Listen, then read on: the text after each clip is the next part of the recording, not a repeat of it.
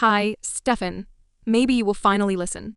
And if you're wondering if you can just speed home and stop me from doing this and leaving, it's too late. I'm sending you this after I've already loaded everything in the car and left.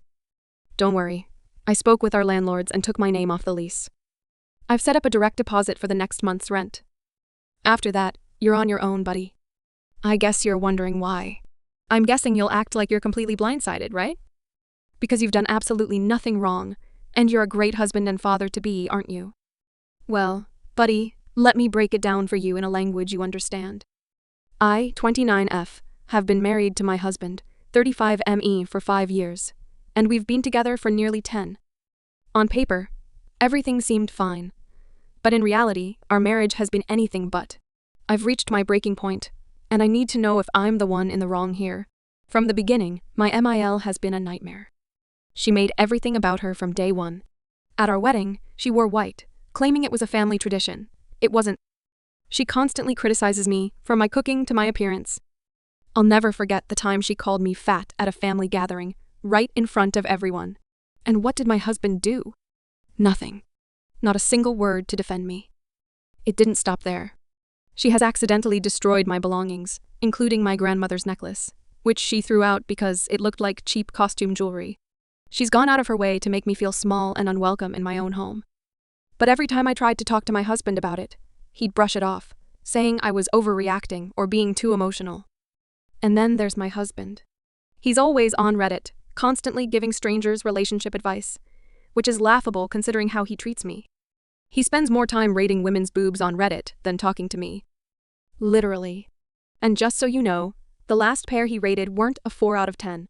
They were a 10 out of 10. Yeah, he's got plenty of time to do that, but can't be bothered to remember anything about my life.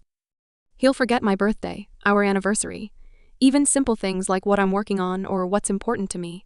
But he has a perfect memory for his work schedule and things that matter to him. When we fight, he becomes incredibly hostile and always throws in a sarcastic buddy at the end of his sentences, like I'm some acquaintance he can barely tolerate. And he never cleans.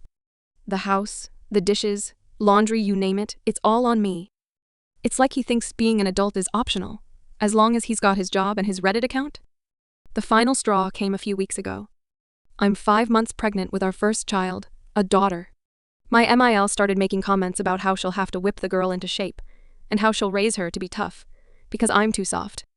When I told my husband that I didn't want his mother to have too much influence on our daughter, especially with the way she treats me, he just laughed it off, saying his mother means well and that I was overthinking it.